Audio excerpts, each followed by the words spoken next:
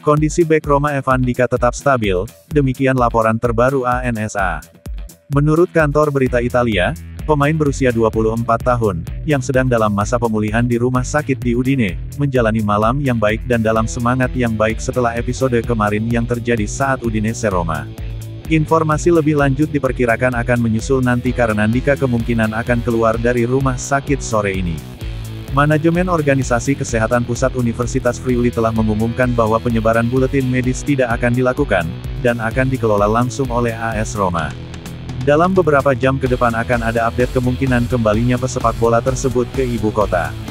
Pimpinan ASUF, Organisasi Kesehatan Universitas Pusat Friuli, secara resmi mengucapkan terima kasih kepada seluruh staf yang terlibat atas profesionalisme mereka, mulai dari Pusat Operasi Regional Sores FVPG, yang melakukan intervensi di lapangan dan transportasi ke ruang gawat darurat, hingga para dokter, Departemen Darurat dan Kardiologi pada Kamis malam.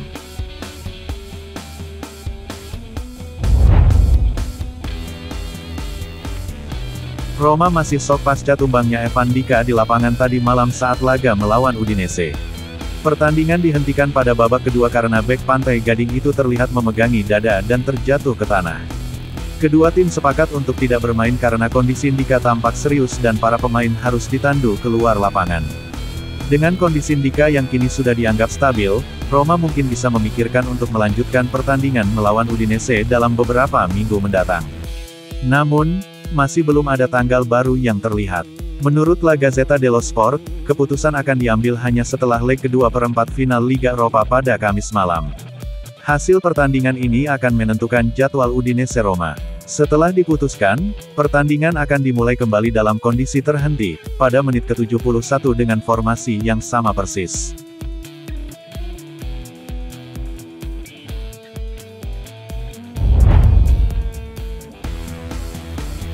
Penyerang Milan Ruben Loftus-Cheek mengungkapkan keyakinannya terhadap kemampuan timnya membalikkan hasil leg pertama perempat final Liga Eropa melawan Roma, Kamis malam. Dengan hanya beberapa hari tersisa hingga leg kedua di Roma, Loftus-Cheek berbicara kepada Milan TV setelah bermain imbang 3-3 dengan Sassuolo sepanjang musim. Kapanpun kami tertinggal, kami selalu memulihkan hasil dan menang, kata mantan pemain Chelsea itu. Kunjungi Roma dengan selisih 1 gol bukanlah situasi baru bagi kami. Kami sudah pernah mengalaminya sebelumnya, tambahnya. Jadi ya, kami yakin bisa membalikkan keadaan, tutupnya.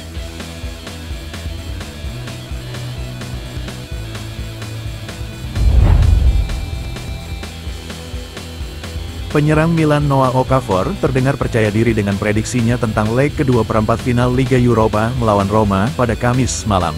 Mantan pemain Salzburg ini menjadi pencipta gol penyeimbang hari ini bagi Rossoneri saat mereka menyamakan kedudukan hingga akhir dalam laga menegangkan 3-3 melawan Sassuolo. Dalam wawancara pasca pertandingan dengan DAZN, Okafor menegaskan kembali kepercayaannya pada rekan satu timnya menjelang pertandingan menentukan Liga Eropa hari Kamis di Stadio Olimpico. Kami adalah tim yang bagus. Kami tahu kemampuan kami. Kami akan pergi ke Roma untuk menang. Saya percaya 100% pada rekan satu tim saya, katanya. Sekarang kami harus pulih, secara fisik dan mental untuk bermain dengan kemampuan terbaik kami, tutupnya.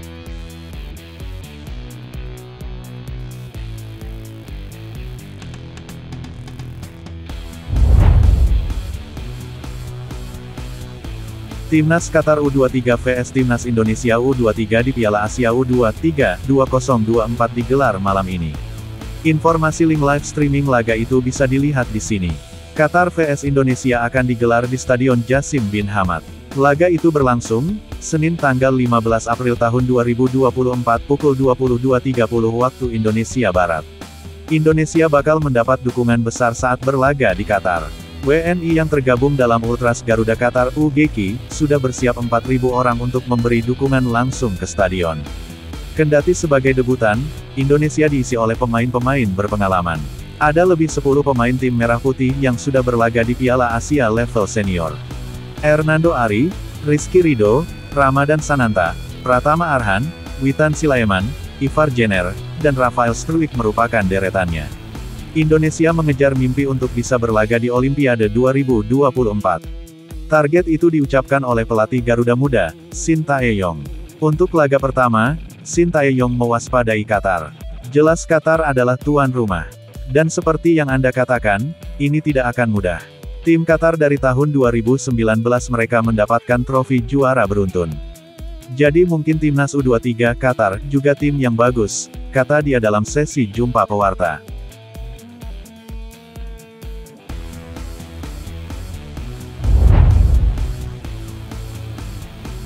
Timnas Qatar U23 akan menjadi lawan pertama Timnas Indonesia U23 di Piala Asia U23 2024. The Marons sedang puasa kemenangan di laga pertama, Garuda Muda mempunyai peluang. Qatar vs Indonesia akan berlangsung di Stadion Jassim bin Hamad, Doha, Qatar. Laga itu kick-off, Senin tanggal 15 April tahun 2024 pukul 22.30 waktu Indonesia Barat. Bagi Indonesia, ini merupakan debut di Piala Asia U23. Sementara itu, Qatar sudah 4 kali ikut serta di ajang ini, cuma absen pada gelaran pertama.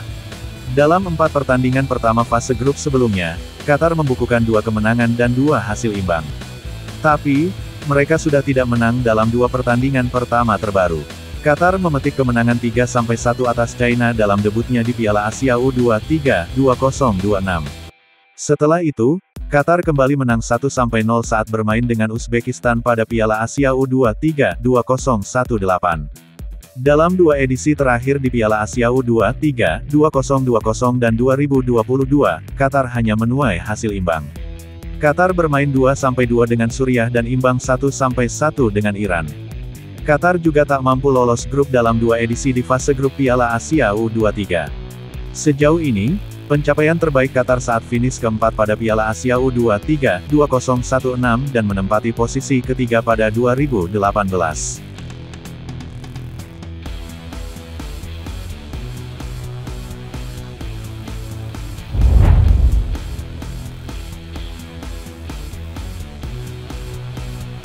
Bagaimana peluang timnas U23 menghadapi tuan rumah Qatar malam ini? Awal yang sulit akan tersaji bagi Shin Tae-yong. Laga perdana harus menemui jalan terjal, melawan tuan rumah tentu sulit. Hasil imbang sudah amat baik bagi timnas. Qatar tentu akan menyerang dengan segala sisi. Guna mencari gol cepat, 15 menit pertama akan menjadi kunci di pertandingan nanti. Kalau Indonesia mampu menahan tuan rumah tak mencetak gol di 15 menit pertama, maka Shin Tae-yong akan merubah sedikit menjadi counter attack dengan mengandalkan pergerakan Marcelino dan Witan. Lini pertahanan harus ekstra waspada. Semoga Indonesia tak kena bantai. Optimis boleh, tetapi ini laga perdana pasti sulit untuk kedua tim. Jangan kebobolan lebih dari 2 gol. Nasib baik adalah imbang. Kalau menang agak sedikit berat. Bravo Timnas!